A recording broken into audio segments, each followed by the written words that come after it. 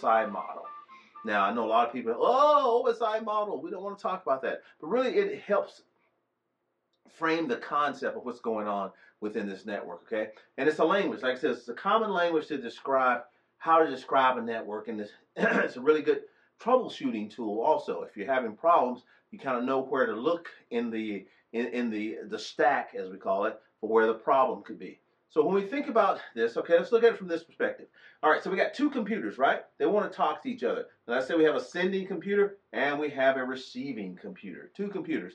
Well, to do that, this sending computer, it walks through about 7 layers. This is in this OSI model. There are 7 different layers, things that has to happen as it goes down to get that information, to get it formatted into the right format, so that now we can put it out across the internet and get it back up, those same 7, to that receiver computer. Now, when we think about these layers, they all have a different function. And I'll also say, you know, for teaching purposes, this looks very clean and neat. But in reality, some of the protocols that lie in these layers, they overlap. So there are some overlapping in these layers. So we look at the first set of layers up here at the top, and these layers are usually found in your operating system. When we're talking about layer 7, layer 6, layer 5, and layer 4. Now these are like we talk about the higher level layers compared to the bottom 3, our lower level. So what happens here in layer 7, this is actually what gets your information ready. Okay, this is what really, these are the protocols that talk to the user applications on your computer. So let's say if you had Microsoft Word, right? Or yeah, let's use Word, and you want to send a email with a Word attachment, right? With a document attached to it. Well, what prepares that Microsoft email and Word are the protocols that's associated with layer 7. For instance, if you want to send this across the internet, well, HTTP, you know, Hypertext Transfer Protocol, and hopefully everybody's using the secure version of that protocol. That is what actually now prepares your information or your computer to be able to talk to Internet Explorer or Google or whatever the internet service that you are using. That's what does that. So this is what this layer 7 does. It actually lies right up underneath all of you within your operating system. It just kind of sits right there underneath your user applications and other applications, and it prepares these things to go down. Then it takes it to layer 6, what we call the presentation layer. Now, presentation layer, what this does, it prepares your information so that when it gets to the other end, this can recognize it. If I just had a bunch of text or data, and I sent it, this computer over here would not know how to recognize it. But if I format this in a format and call it a .docx, like a Word document, then it knows what to do with it. So you'll see protocols here like MPEG and JPEG. This is how we're able to send pictures and music files and things like that across the internet, so that one computer can send it. So or if I want to encrypt, let's say I got my Word document and I want to encrypt that. Well, that's where I use things like secure shell or secure socket layer to be able to do that. So that's at layer 6. Layer 5, that's what we call a session layer. Now, for these two computers to talk, there's handshaking that has to go on, and they have to establish a session, meaning that, okay, you tell me how you're going to be configured, I'll tell you how I'm going to be configured, and then we configure it ourselves so we can talk to each other, so that now we set up a session. Once that information is finished being passed, now we want to take that session down. It's kind of like a phone call, right? For me, if I'm in the United States and I want to call someone else in the United States, there are protocols of how we're going to do that. I'm going to dial 1, if it's, you know, and then the area code, and then the number, right?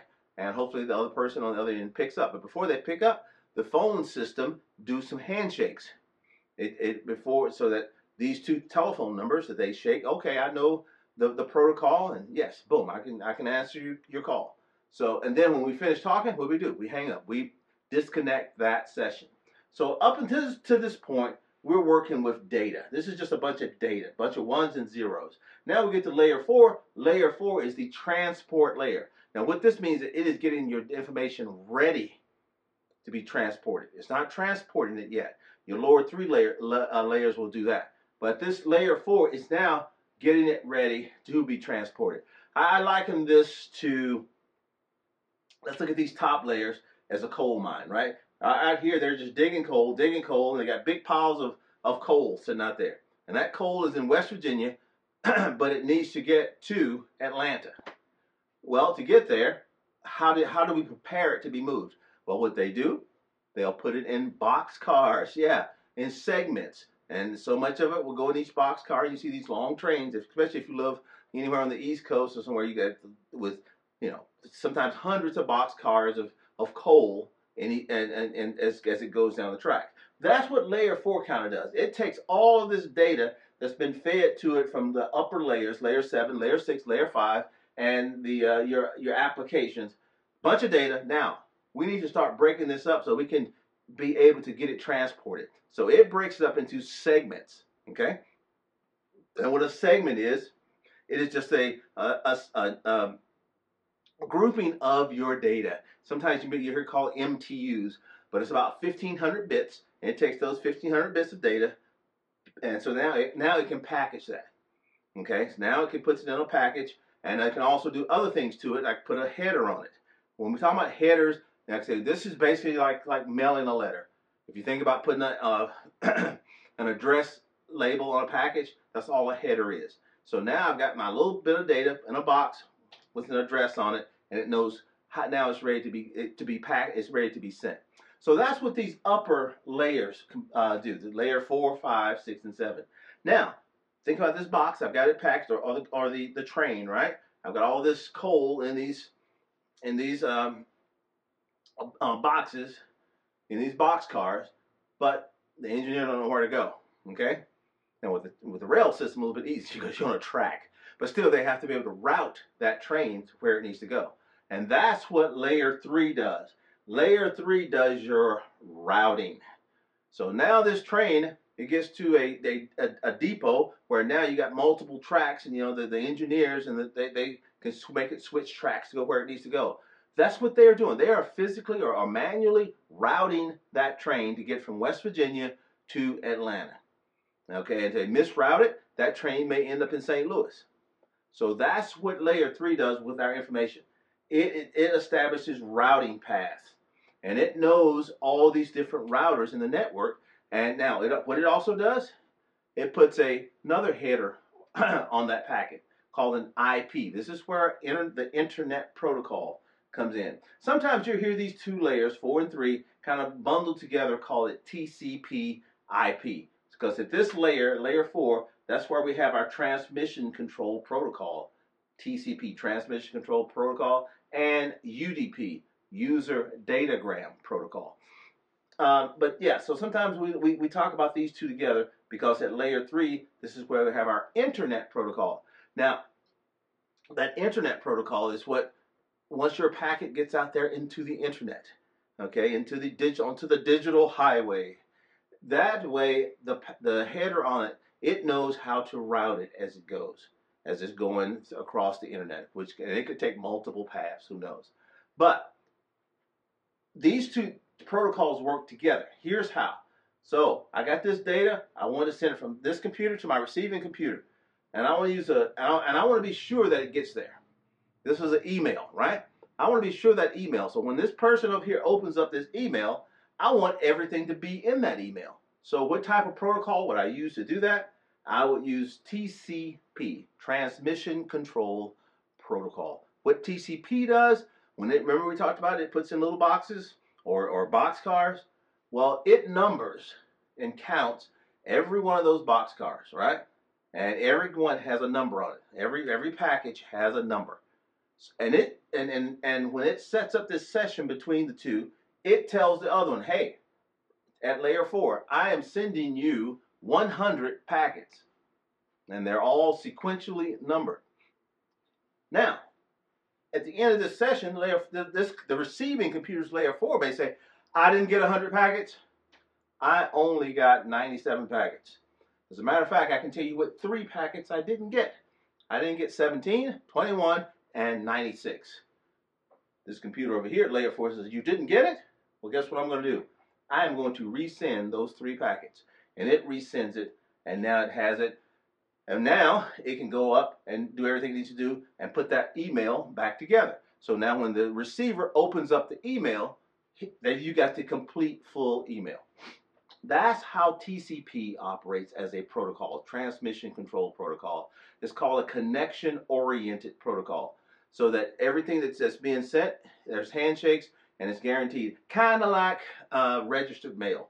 You know, that guarantees that somebody has to sign it, and for it, you signed it when you sent it, and it's assured delivery. The other protocol here is UDP. That's a connectionless protocol, meaning that, you know, we're not doing all this packet counting, guys, okay? So when UDP is going to send something from layer 4 of the sender machine to layer 4 of the receiving machine, it's kind of like junk mail. Meaning that we're just going to keep sending it, sending it, sending it. You know how you get junk mail? You know, you get mail from the people who lived in the house before you because it don't care. You're just going to, and UDP operates that same way. I mean, it's just going to keep sending those packets. And you may say, well, why would we ever want to do that? Here's why. Because if you're watching this video right now, you're probably streaming it over YouTube or some streaming platform where you're watching it live or real time. If you're not watching it real time, you're using UDP to do that. Here's why UDP is used in this environment for things that streams, like audio, if you're streaming music, if you're streaming video, whatever it may be. Because if you're trying to do this, if you're trying to use TCP and do packet counting and assured delivery, your video would look like that. It will be broken up into pieces because it's trying to do this handshake and everything else, whereas you really can't do that with video. So that's why UDP is used for certain applications for streaming. Because if some of the information drops out and get lost, it really doesn't matter, you know, because unless it's a lot, the end user is never going to see the difference, okay? So that's why these 2 protocols are used here at layer 4. Like I say, layer 3, that's where we got IP. That's where it puts that header on there and it says, okay, you're going to go down the internet, buddy. Here's a header. That way you know how to, so when it gets to the next router, it looks at the header. Okay, you're trying to get to St. Louis. Here you go. Boom, let me put you on this route. That's all routing is. Now, that packet gets to your house. Well, let's say this computer right here is sending it. Well, before it can send it, it has to go through layer 2. Now with layer 2, this is your switch. This is your data link layer. This is where your devices, like your computers and all the network devices you have in your home are connected to this layer 2 device. That's how you actually get connected, and from there it connects you to the router. So that's how you build a local area network within your home. Now, once layer 2 gets it, then they can send it out layer 1. Layer 1, what that is, like I said, that's your physical layer. That's where you got your cable, your fiber optics, your Ethernet cable. It could be wireless. You know, it could be 5G, 3G, or 4G, 5G, cellular. This is how your ones and zeros actually get out there. So here again, that's how it goes from a sender, goes down that stack, goes across, comes back up the stack, back to the receiving computer. Now I will tell you this from a cybersecurity perspective, all right? And you know me, I love the cyber side of the house. That's where I work in right now. This is where vulnerabilities lie in this transmission path. Is here in all the protocols at each layer. If I'm a bad guy and I know how protocols work, now I can do denial of service attacks. I can do spoofing. I can do man in the middle because I am able to intercept or interleave myself because I know how where the vulnerabilities are in these various protocols. Okay, so now like I said, but for the purpose of this class, we really focus on these last 3 layers, okay? Layer 3, the network layer, layer 2, the data link layer, and layer 1, the physical layer. So looking at these 3 layers, okay? Now, I'm going to walk you through this scenario, and I've kind of been using it all along, but we're going to get into a little bit deeper on comparing how the U.S. postal system and our current networking architecture, how similar they really are. All right, and this is totally 100% fictitious. Okay, none of the characters are real. All right, and no animals were harmed in the making of this scenario. I know you got to cover all bases. All bases. No hemp products were used. I don't know. What are the things out there? None of those things were done in the making of this. All right. So how does this scenario start out? Here's how it starts out. Okay. This is my house. This is my house right here. All right. I live in Texas. Well, actually, I do live in Dallas, Texas. But don't come to 111 Nate Drive. I don't even know if that exists. But so I live in Dallas, Texas, and my grandmother, she lives in Texas also on 225 Penny Street. And I love my grandmother, and my grandmother loved receiving letters from me because she's old school and she's not into the texting things yet. So she just like those old school letters, you know, and you get the stamp and you smell it and see if they put any perfume on it or not. That's my grandmother. All right, so okay, so I like writing letters to my grandmother. Now, if you look at a letter, right, this is the U.S. postal system. They have a protocol that they use for us to send letters. We don't think about it because we do it all the time. Their protocol is this. You have to have your destination address here. You have to have your source address here, right? And, you know, you got to have that stamp right there with the right amount on there. Oh, those what are anywhere stamps or, you know, never go bad stamps. But that's the protocol to mail a letter. Now, within networking, we have a similar protocol that we use, okay? And that protocol of how we address, how we do addressing. And it's our IP addressing schema. Right now, there's two. We have IPv, IP version 4. We also, which is still very widely used, but we are slowly transitioning to IP version 6. You may have IPv4 or IPv6. For the purpose of this, we're just going to talk about IPv4, okay? So when we think about IP version 4, what that uses is a 32-bit number, you know, from 1 to 32, or actually from 0 to 31. This is really what it uses, from 0 to 31. But those 32 bits, that's how many fields, or how many you have, you know, of ones and zeros, because it's binary. We're talking binary, that you can set up an IP address with. Now, what we do, we take those 32 bits and we break them up into 4 groups.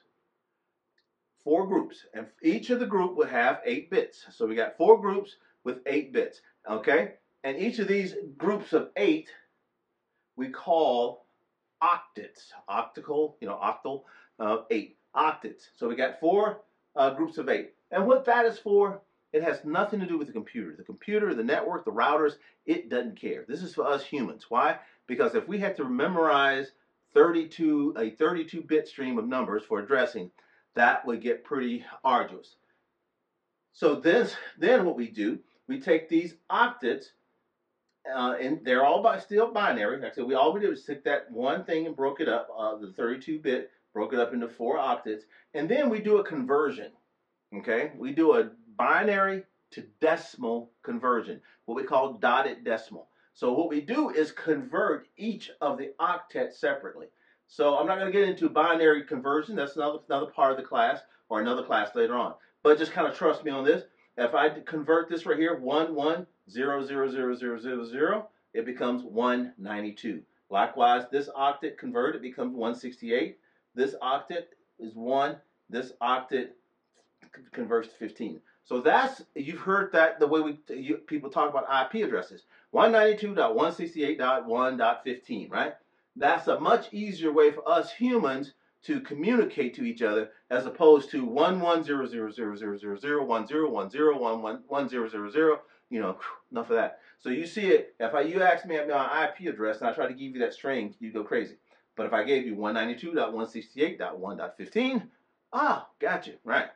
So that's the addressing schema that we use, or the protocol that's similar in a mailing protocol. All right, so now I got my letter addressed, and what do? I put it in my mailbox. The little guy in his truck comes and picks it up out of my mailbox, and he transports that to a local post office. right there in our area. Everyone has a local post office somewhere not too far from your home, right? So that right there, think about that. Now just transporting this from point A to point B is similar to the physical layer. That's layer one. Okay, layer one in the mail system is the highways and the roadways. Layer one in our network environment, that is your copper cable, your fiber optics, your Wi-Fi, whatever it is. But all that is doing is getting information, your data. It's not even information, you're getting data from point A to point B. So now I've got it here, right? Now, what does this local post office do? This local post office does something pretty special, okay? Here's what they do. They look at the zip code of the destination address and the source address. Now, that zip code, if you notice, is the same, 75042. Well, that local post office now knows that, hey, that's a local delivery. All I got to do now, I can take this letter and drop it onto another truck and take it right over to 225 Patty Avenue, because I know Penny Avenue, because I know exactly where that is. That is a local area delivery or a local area network. That's what layer 2 does in our home networks. Layer 2, that switch. You may say, I don't have a switch. I'll show you. You do have a switch later on. Connects up all of your devices. And if your computer wanted to send something to the printer, that switch knows that, hey, I recognize the IP address. It does some binary addition and says that that IP address is local. It's actually connected to me. So it will take that information off of your computer through the switch and wirelessly send it to that, or if you got it connected up with Ethernet, to your printer. You don't have to be connected to anything else. This switch doesn't have to be connected to the internet or anything else, and you can print. That, my friends, my students, my constituents, that is a local area network. Just like the mail system here, where they did a local delivery. All right? Good with that? But what happens next? Well, my dear grandmother, one day, she up and moved to California. She looked at me and said, grandson, I'm going back to Cali. Cali, yes.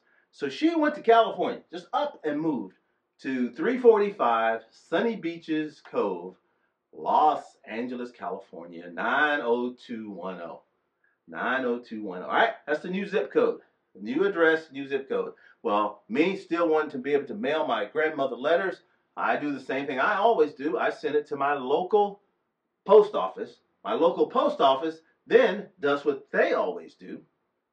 What do? They look at the zip codes and go, wait a minute. 9021 is 75023. I recognize that.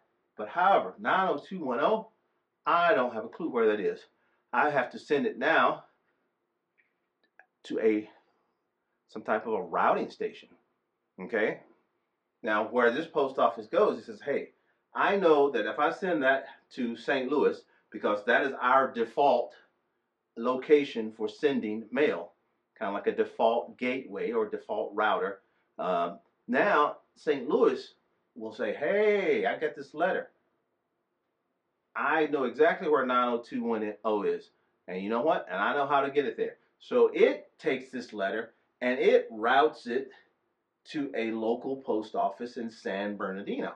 And it goes, I know where 90, and it looks at it and go, oh, I got it. Hey, 345 Sunny Beaches Cove, I know exactly where that is. And it puts it on layer 2 and on layer 1 and sends it to my grandmother's house.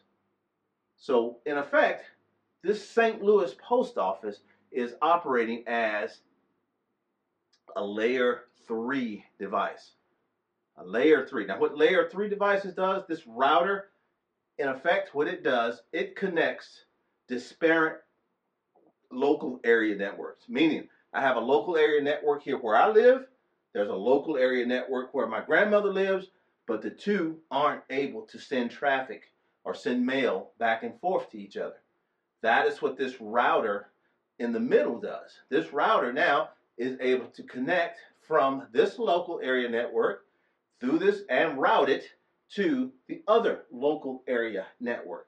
That is what a layer 3 device does, okay, in your network. And it does this routing based on the IP address. In the case of the U.S. mail system, it here again uses that zip code to know how to route mail throughout the Postal Service. So we've got layer 2, our local area networks, and we've got a layer 3 device, which is part of we'll call it a wide area network, and we're going to talk about that a little bit more in a minute. Now, something else happens in the process of doing this. It's something, and it's important to know in our networking environment. It's called encapsulation and decapsulation. Here's what I mean. All right, so I take the letter that I'm going to write, right? I write it, I handwrite it because she likes reading handwritten letters, and I put that letter inside of an envelope. And in effect, what I've done, I have encapsulated this piece of paper inside of an envelope. It's the first stage of encapsulation. Now, when I take this, and when the postman comes and they grab this, they take my letter, put it into a mail bag, basically with a bunch of other letters. So now they've encapsulated my letter in a bag with other letters. To get to St. Louis, they take that bag and they put it on a pallet with other bags. So now what do I have? I have a letter encapsulated inside of an envelope with a header on it. That envelope is encapsulated inside of a bag with another label or a header on it. And that bag is encapsulated in a pallet with a label on it. And then when it goes, that is encapsulation. Then when it goes across country, well, kind of the opposite happens. They take it out. When it gets here, they pull it off the pallet, pull the bags out, take the bags, take the letters out, sends the letter, and then my grandmother gets the letter. She opens the envelope, takes the letter out. So what do we have? We encapsulate it, and then we start decapsulation. Same thing happens on our network when we're sending information, when we're sending traffic data back and forth. Let's give you an example. Okay, here's Keyboard Cat. All right, Keyboard Cat. I can just never get enough of Keyboard Cat. So I want to send videos of Keyboard Cat to my all my friends, all of them, all 2 of them. So so at these upper layers, layer 4 or 5. Layer 4, 5, 6, 7, and 8. 5, 6, and 7. These upper layers. We put an application header. So here's my video. So I encapsulate that video with an application header. When I send it down to layer 4, what do? I put a TCP header on the front of that. So I got 2, it's encapsulated twice. Gets to layer 3, I put an IP header on that. Because that way it knows how to start doing the routing. And then then at the next layer, layer 2, this is where I will put an Ethernet header. So my video back here, you see has been encapsulated inside of multiple things before it goes out as ones and zeros across the internet. What happens at the other end? Just the opposite. Well, first, at the other end, they receive the ones and zeros. Then what do? And when it goes to layer 2, they strip that header off. That Ethernet header gets stripped off and goes up to layer 3. The IP header gets stripped off, and it's sent to layer 4. And you kind of see how it's going, right? TCP header gets stripped off, goes up through the next 5, 6, and 7, and then everyone is able to enjoy, both of my friends, that Keyboard Cat video. So we've talked about a lot of things here, right? Now let's take a look, though, with your home network. If you can remember that analogy we just finished up, especially those last 3 layers, the physical layer, the data link layer, and the network layer. Now let's apply this to your home network. All right, so we have 2 things that's working at the same time. You have local area network and you have wide area networks. Yeah, right there going on your home. Here's what I mean. So if you look at here's your home devices, your computers, laptops, TVs, everything you want to get connected to the internet. To do that, you have a device that we call a router. Actually, that is actually layer 2 and a layer 3 device. Here's what I mean. If you look at the back of most of your routers, you see it has 4 ports. LAN. Those are your LAN, your local area network ports. This is what connects up to your devices. And these could be connected up via cable, or it could be connected up via wireless. But either way, that's connecting the local area network side, which is your layer 2 switching side. Now on the other side of this, we have a WAN, wide area network port. That's going to go the other direction. So, but let's talk about this first. So here's all your devices. So how did this, even if we hook the cables up, how does this device, your router, know what these are? You know, is it just magic? I don't know. No, it's not. Well, what happens, every network device comes from the manufacturer with a MAC address, Media Access Control Address. And that MAC address is hard-coded into the network interface card of every device. And every manufacturer who makes a network device, they have their own unique set of MAC address numbers that they use, okay?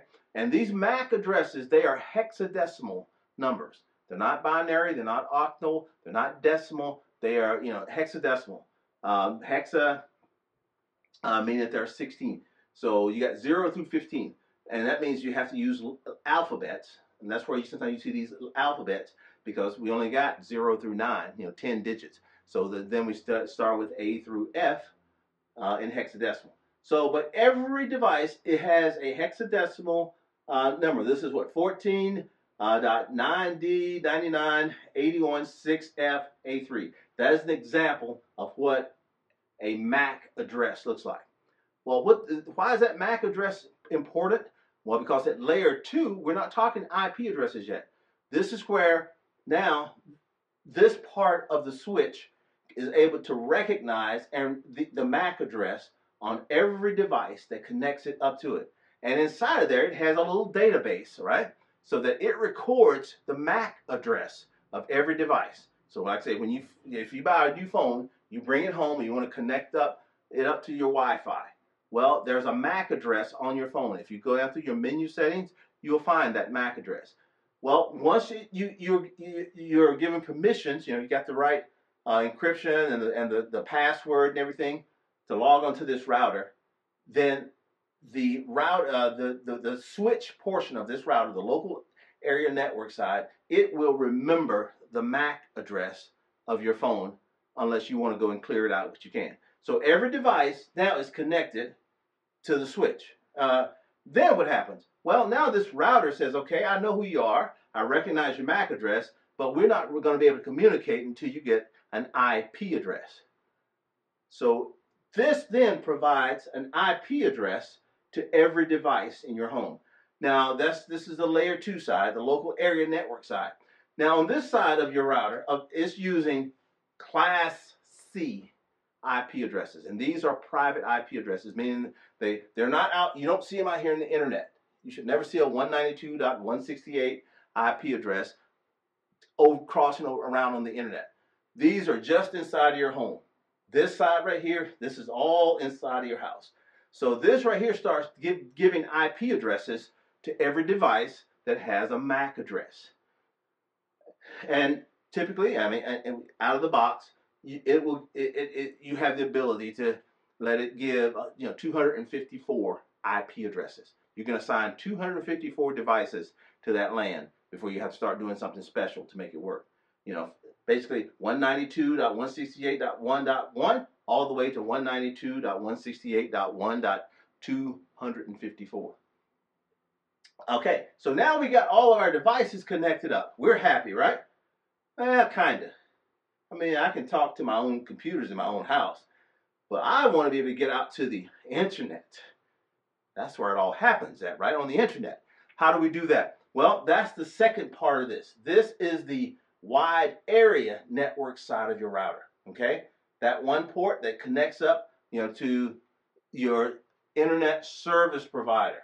And it may be a modem, or it could be a fiber modem, or it could be cable, depending. But that just depends on who your internet service provider.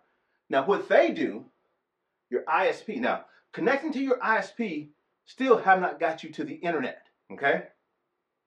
Don't confuse that. You know, if your Verizon is your internet service provider, they are the ones who give you a path to the internet. They are not the internet yet. All they're doing is now you're just giving you a path.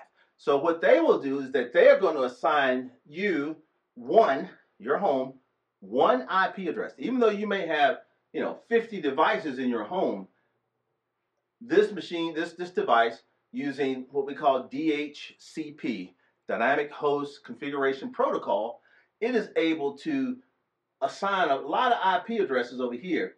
But then when it goes in and out, it only goes out of one IP address to the internet. No different than the US mail system. Here's what I mean. Your house has how many addresses? One. You could have 15 people living there. All 15 can write letters to 25 different, like Christmas cards. You could have 10 people in your house sending Christmas cards to all of their friends, right? That would be this part over here. Whole bunch of, Christmas cards, all addressed to go different places. But at the end of the day, you're gonna bundle those cards up, and you're gonna have one address as the sender address, your one house address. That is what your internet service provider does. It gives you one address. All that traffic is gonna go. And that is typically a Class B, sometimes it's a Class A IP address, like in this instance, 47.189.55.169.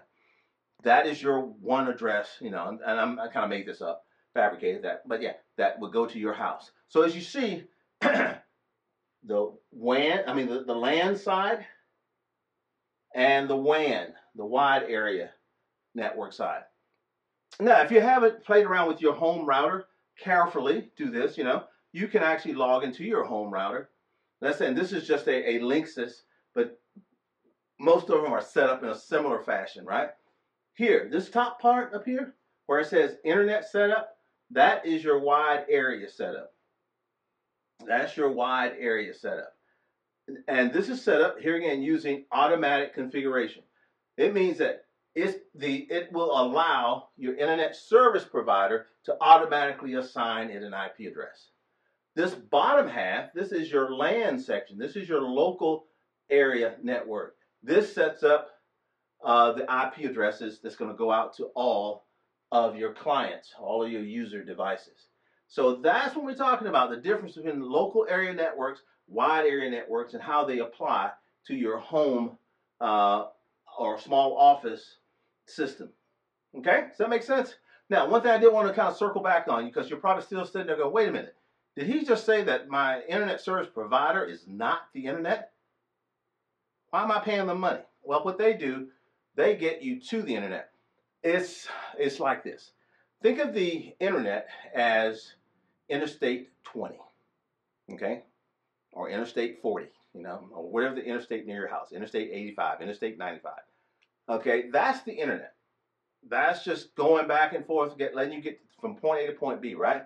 Well, to get though, let's say if you were going to go to a amusement park, Six Flags, and Six Flags is off of exit 427 on Interstate 95. Think of Six Flags as the World Wide Web. That is the service you want to get to. Think of exit 495 as your internet service provider. And think of the internet as, Interstate 95 as the internet itself. Likewise, for you to get onto the internet, onto the interstate, too many enters here. You have to, I don't know of any other way of getting onto the interstate except what? Using an on-ramp. And think of that on-ramp, that exit, that on-ramp to get on as your internet service provider. They're the one that provides you the gateway to get to the internet. So that on-ramp, and how do you get off the interstate? If you're not, totally drunk or something, now in that case, there's multiple ways of getting off of interstate. You don't want to try those though. But a normal sane person is going to take an off-ramp. You're going to exit. Again, internet service provider, that on and off ramp that gets you in and out. All right, so we covered quite a bit of topics today, didn't we? We talked about the OSI model, right? and how the protocols at different layers and how they work. And so if you got a sender who wants to get to a receiver and the protocols in between. And we covered protocols. Then we use an analogy to show you how the network that we use today is very similar, not the same, very similar to the U.S. postal system. Because it's all about transportation, how we transport. And then we showed you the differences between local area networks and wide area networks.